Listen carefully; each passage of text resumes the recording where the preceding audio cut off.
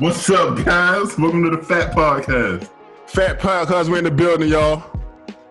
We got a special guest today, IFBB Pro, Nikki, with the motherfucking T. Gonna let us know what it is, man. First of all, Good night. we really want to thank you for real, because it is rough out here trying to get these sisters to come on, because when you inbox them, you know, they think you're trying to go at them and all that crazy shit, and you know us, and you like family, so it's like, you know, we ain't no weirdos and shit like that, you know what I'm saying? I don't know about that part, but... Damn. Come on. Why you saying? Right. But look. Man, we get left. I got left on red so many times. I just don't nobody read my shit. Really? Yeah. Man. Maybe I'm doing the wrong approach. Like, I thought, from what I was told, you're supposed to go on their page and like 7 pictures or some shit and leave a comment. And don't do that. Try to get them to come on the podcast. Maybe that might be, you know. Yeah, because I'll delete you. If you like more than like 3 pictures in a row, I'm gonna delete you. Yeah? Block you. Yes. Okay. So I'm fucking up, man. I gotta switch that shit, man. And I'll tell you, I went on ahead and laid out, hey, I see that you were a pro or you were a trainer, and you know, we got this podcast, we want to interview you. And I just get left on red. I tell them the subject and all that, like it's professional as shit. And I just seen that's it. Well, you know, some people expect to be compensated. I figured that, but we can't even talk about numbers or anything because you're not responding back. Yeah. So maybe we look like broke niggas. Open up that. Maybe I need to put on a suit and tie or some shit and. No, but you know, sometimes people get to, I don't know who you reached out to, but you know, sometimes people get to a certain level and they feel like. Sis, these are people who got like 3,000 or 4,000 followers. Like, these ain't the 19, 20. Oh.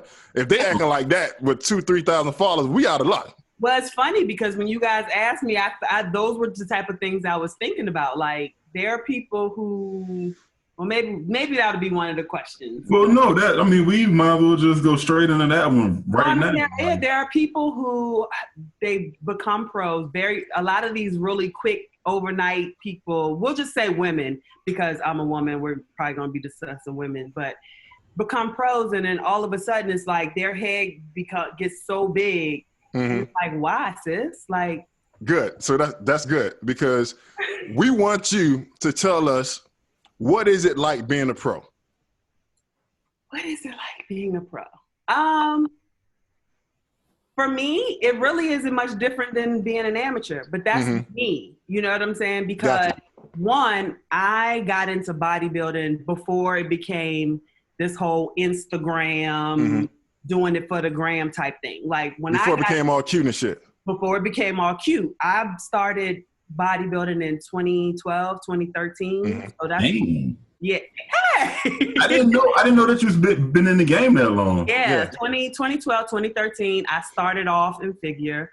And it wasn't any Instagram. Like, I didn't even know about all these people on Instagram who were bodybuilding. Like, that's not how I got into it. Mm-hmm. And so my journey has been very closer to how, like, the old school bodybuilders. Like, I was not I did not become a pro overnight. Like, I earned my stripes. You know what I'm saying? Like, I didn't do one show, come in 5th, go to nationals and become pro card chaser. No shade, all shade, however you want to take it, but that wasn't me, you know? Yeah.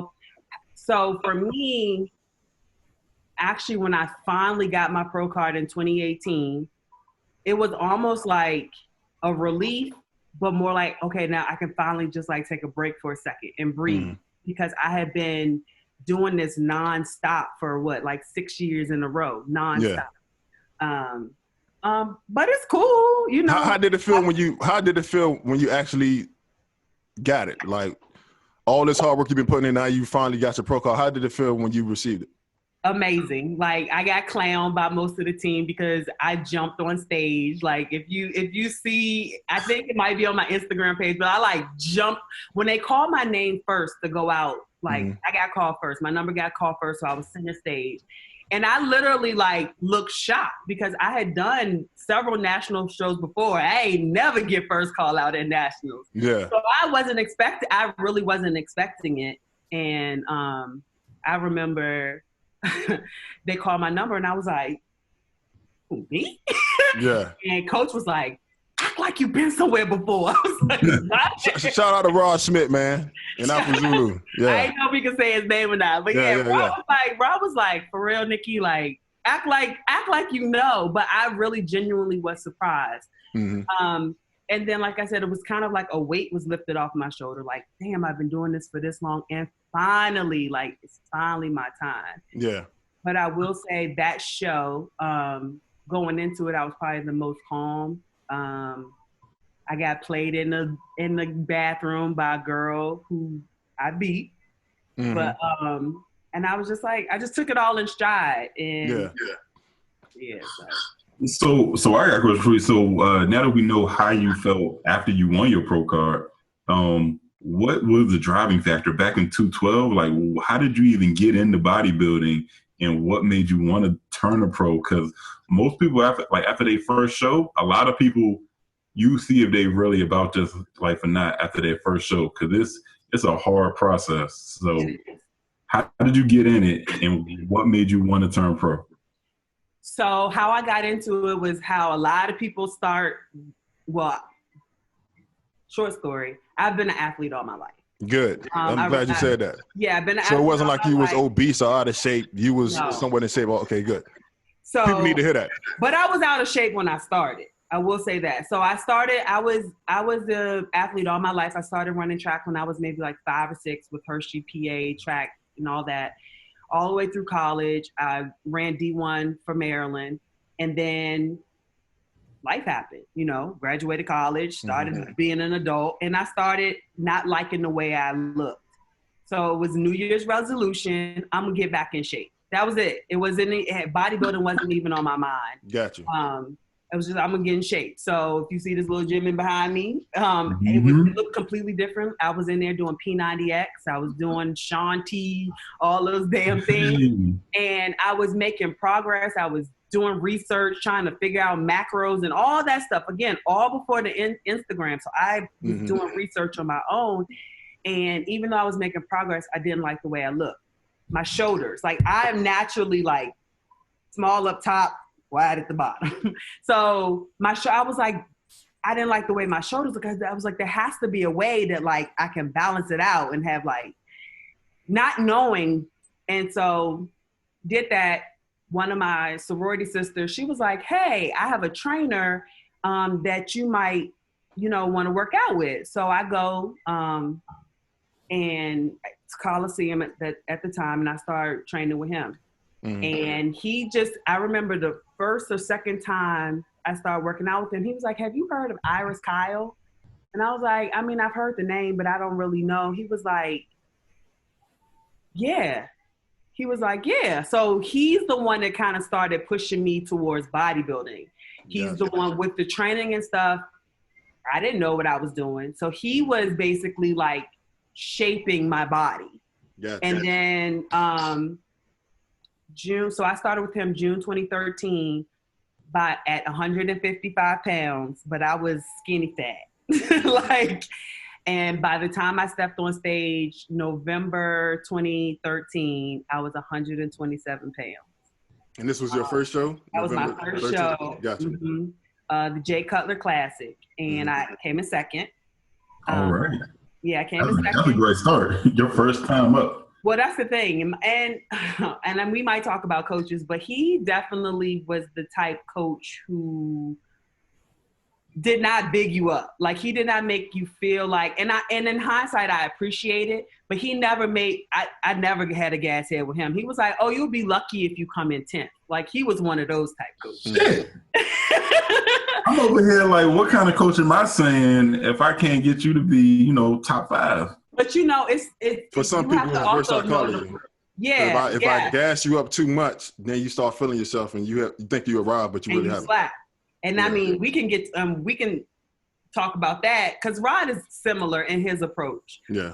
But he will give you, he can feed off of you. He'll know when you need what you need. He has a good sense of when to break you down and then build you up. Exactly. And so I think, but you also have to know your client. As you're both trainers, you have to know your client, and you have to know what type of mentality your client has. So that's how I got into it.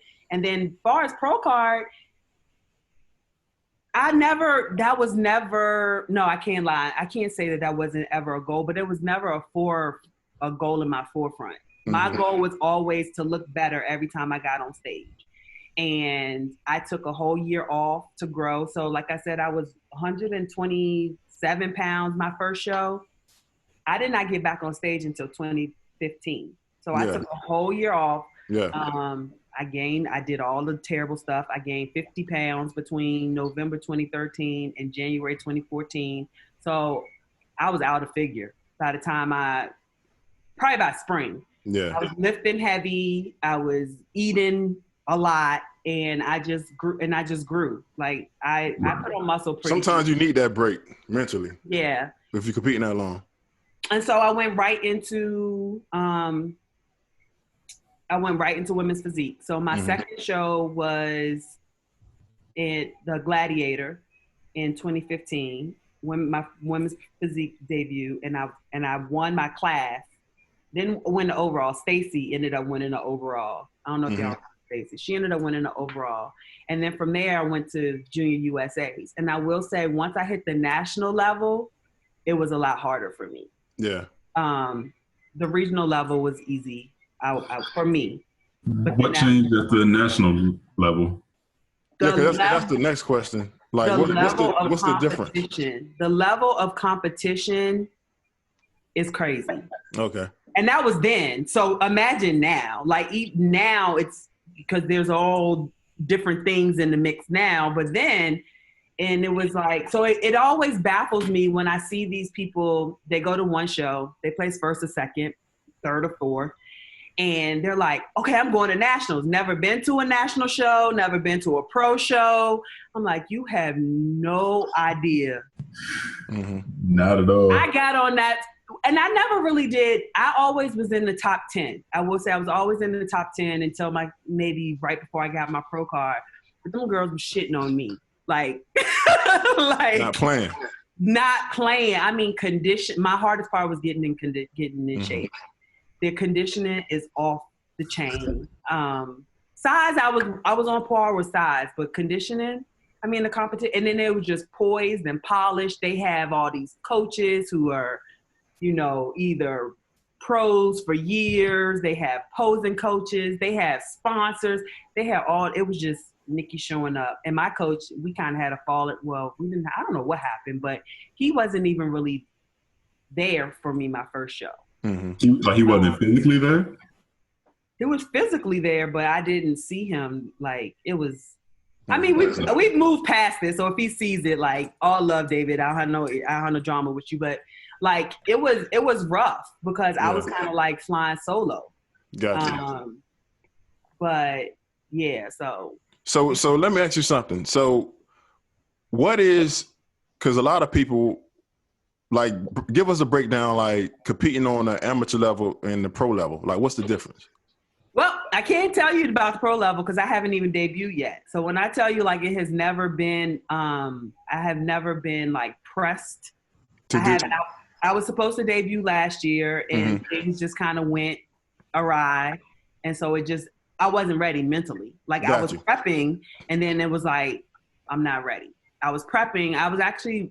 Rod and I had planned, we had 3 different shows planned for last year. And I just could not get I just could not get it together. So for some people, it's a mental thing after they get their pro card. Because you see a lot of people get their pro card and it's like they don't exist no more. Like, they don't compete again.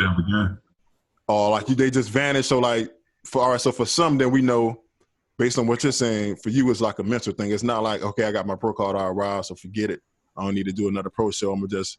Because you see more people start getting into like the trainer aspect of it, making money, training people. Right. So they feel like they're established now because they got a pro card. Right.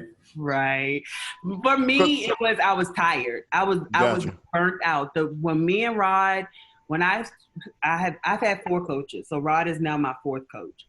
And when me and Rod got together, like, we were really like pushing. We knew we had a goal. I was actually supposed to do a show that April before I got my pro card, and I pulled out. Like, I'm very, very, like, if I'm not going to look different, I'm not getting on stage. I pulled out a week before, so he was pissed at me about that. Then I went to Africa. I was like, fuck this shit. I'm going to Africa. And they went on vacation. And so Time out. What happened for you to pull out of a show one week before and then go on a vacation or a trip, a journey across to the other side of the world? Yeah. What was going on that made you that diverted you that much? I just think that when I got close to the show, I just didn't feel like I was ready. Like, both of y'all have competed. Sometimes you look in the mirror one day and you like, yo, I can get on stage today. I'm going to kill it. The next day you look in the mirror and you like, the fuck? Like, I'm not getting on stage looking like this. And it was like that. Then I had personal stuff going on. And so I just needed a break. I just needed a mental break. And I left. Rob was mad at me. But it was, in hindsight, it was the best thing because I came back, I won the Linda Murray, and then a week later, I got my pro card. So I have gotten to the point in my life is you just have to follow your instincts. You have to follow your gut. And if your body is telling you, your mind is telling you, I'm not ready, then you need to listen. And you might come back refreshed and renewed. But some people are so afraid of losing games or they're so afraid of what they're going to miss.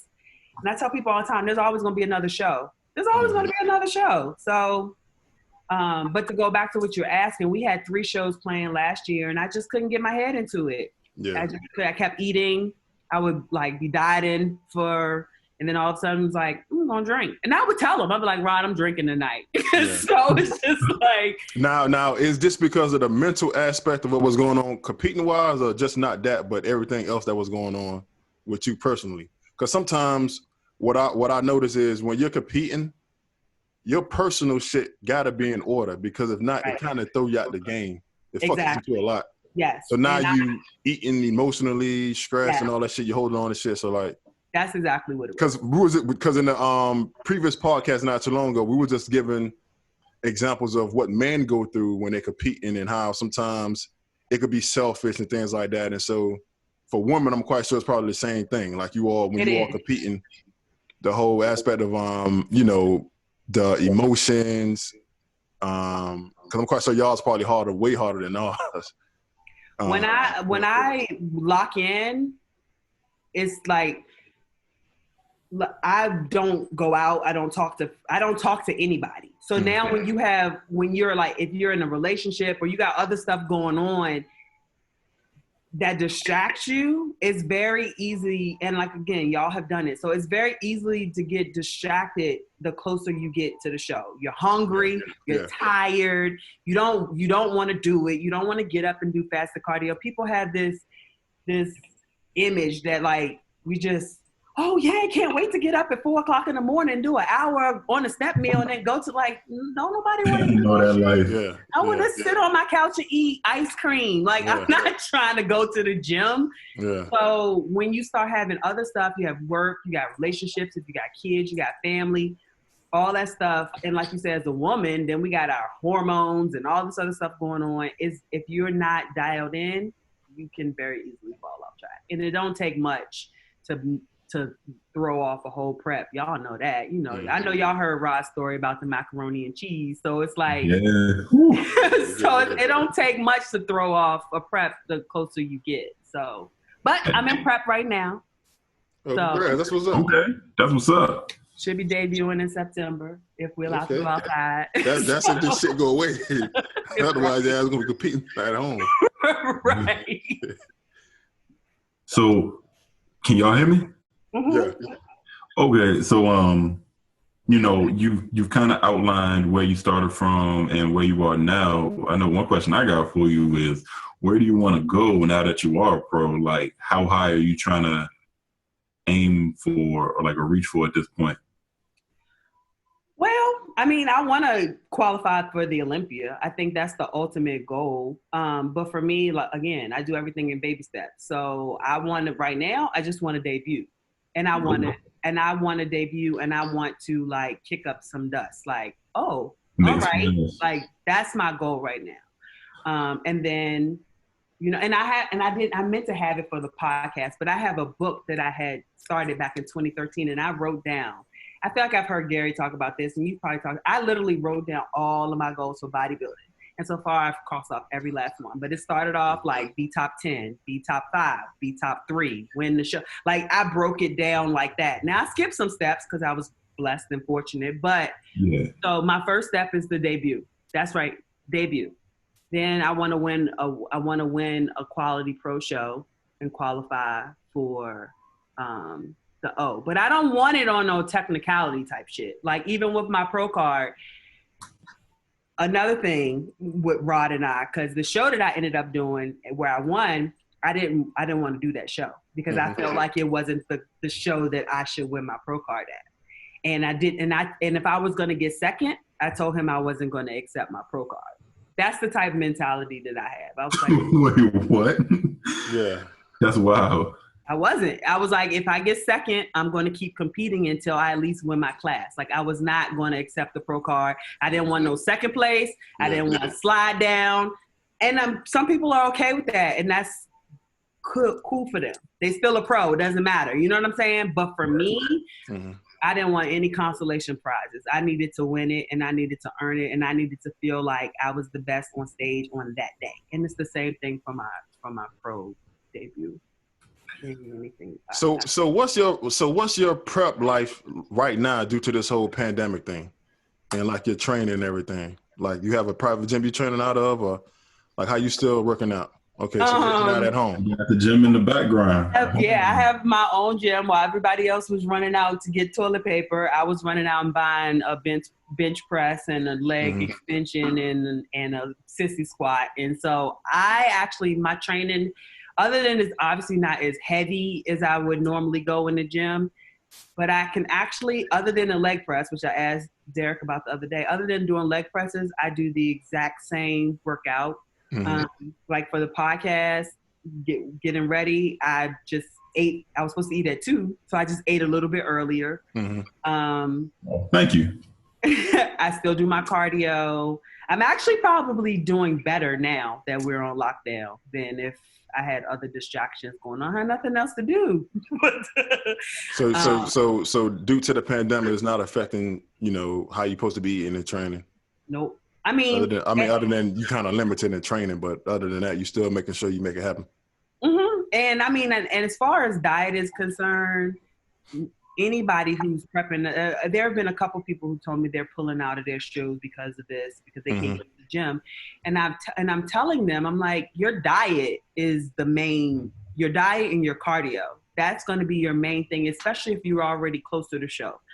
Especially for women. You're not about to put on another 5, 10, 15 pounds in the next 6 to 8 weeks. You know what I'm saying? Yeah. So if you stick to your diet and doing your cardio, you can still be ready for your show. And to me, this is like the Underdogs Dream. Like, you take advantage of this time right now and you pop up and you kill the shit. Like, that's the way I think. That's the way I see it. I agree with you too, and I've told many people that, and I posted that on my Instagram too. It's like, there's never any, like, this example here, like, you can always stick to your diet, and you can always do some form of cardio. So there's no reason for you to blow up. And the other thing too is, like, just because they said stockpile, 2-3 weeks of food or 4 weeks of food or more, don't mean go buy Pop-Tarts and Snickers bars. Right. You stock up on your frozen peas and frozen veggies and all the chicken breasts that you can find. Yep. That's what I did. This will separate, people like us from everybody else, though. It's the mindset. Some people need jumping cables. Some people need somebody to hold their hand all the way through. So as a competitor, this will separate you from everybody else. Like, because mentally, it all depends on who's going to break down. Right. Exactly. So for you to hang in there and understand, man, look, this ain't nothing. I've been here before, man. This is easy. This is great. I don't have to go to work. I'm working from home, but it's not a distraction. And see, not to mention too, also for you two, you got to think about it too. Also, there are people. See, like, all you got to do is worry about yourself. You got people who compete, who got kids, family. So it's a little bit. So the stress load is a little bit different compared to you. You could just like, all right, you know what, just me. You know what, it is what it is. But you know what? It's funny you say that, because just that in and of itself is a motivation for me. Like, I have a friend who right now is in Miami. She's a nurse. She's got 2 kids, and she's still prepping, and she is still prepping for her show. And her show has been canceled, and she's still prepping. Oh, wow. So it's people like that I'm like, I got a dog. Well, you dancer ain't got no excuse. Yeah, I have no excuse. Yeah. I look at her stuff, and she's still like hard. Yeah. She's doing everything she got to do. She on the front lines every day. I'm about to say, working crazy hours. Crazy hours. You know what I'm saying? I was like, so whenever I hear people make those excuses, like, well, you don't have kids. And I'm like, but I know people who have 3, 4, 5 kids, and they're doing better than I am. So it all comes down to if you really want it. If you either you do or you don't. So, I had a question for you about this toward the end of this little list of questions I got, but I mean, we kind of touched on it now, and it's like, how does your perception of people change, given the situation? So just like you said, you've made various sacrifices to become a pro, and you've made, and then, like your friend is has more of a workload and responsibilities. But how did that change? So like when you see other people who's like, oh, I can't do that because, some BS excuse, how has your whole journey changed your view on other people? I don't know if it changed my own view, because I generally think that most people are lazy anyway. So I don't know if that changed my view. But I mean, I guess I've realized that it's not for everybody. So I'm probably a little less judgmental, actually, believe it or not. I'm like, okay, I can understand. I'm like, because some days I don't want to do it. So I get it. That's dope. I feel like I can agree with you on that point. You think that because we go through or we subject ourselves to this BS that is bodybuilding and all the sacrifices that come from it, I find that I'm more humble and not as hard on other people. I understand like that, all the stumbling blocks that you got to get to. Yes, I do. And I try to encourage people.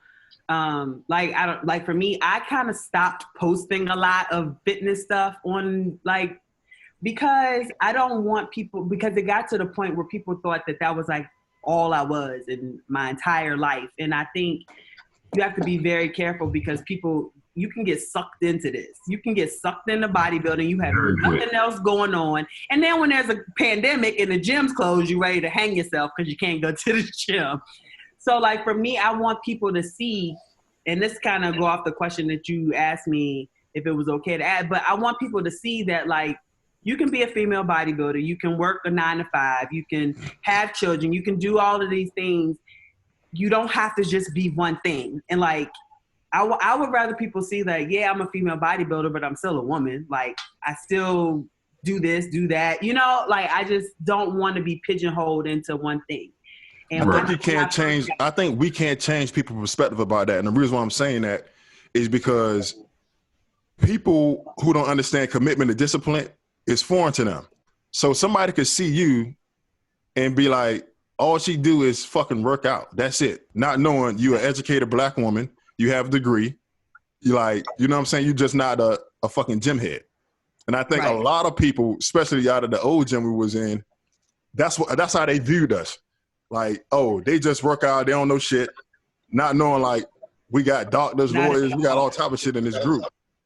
But it's just a misconception for people who work out, because people don't understand the commitment. Because even my clients would say, they must be on work because they in here all the time. They in here training every day. And like I said, people who don't understand it don't realize how can somebody be committed to coming here working out every day? They don't get it, because even when I first started, when I was with my second coach was in Delaware. You already know I was already an hour from our old gym, right? So I was driving an hour. Hold on, I'm gonna get there. I was driving to Delaware to see with my coach at least once a week to check in with him so he could see me, and I would just train up there. I would drive to Delaware for a 10-minute check-in and turn around and drive back. Or I will work out. Where we were training, I was an hour away. On a good day, I was up there 3 times a week. I was going on my work from home day, that would be my lunch. I would go up there and come back and finish working. So and people are like, oh my God, you did that. And to me, I'm like, I mean, that's what I had to do. Like, that's what I needed to do. Now I'm looking at you like, oh my God, you did that, because I'm only driving that far unless it's some good ass weed. If it ain't no good ass weed, good ass dot weed. It's gotta get some good ass weed, some good ass sex, because I ain't driving that motherfucker far. Some good ass old weed. Tell what the fuck to do. But I was, and I was coming up there Saturday, Sunday, Monday, and on Sunday I was just coming up there really to pose. So, and people were like, oh my God. And on top of that, I was still training at, where I train now. So that's commitment, though. And that's the thing that people don't seem to understand, and it transfers far beyond just bodybuilding. It's like, you really want something, you're going to have to make some sacrifices, and do some hard things, and just take the L on like getting sleep, or, you can't hang out. Gas in your car, mileage on your brand new truck. That's what I did. Yeah. But going from, you weren't an overnight success with your pro card, like how some of these people are. So what sacrifices over those years did you have to make, career-wise, relationship-wise, other goals-wise?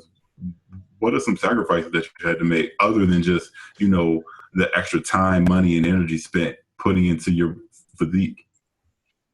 Not spending as much time with my family.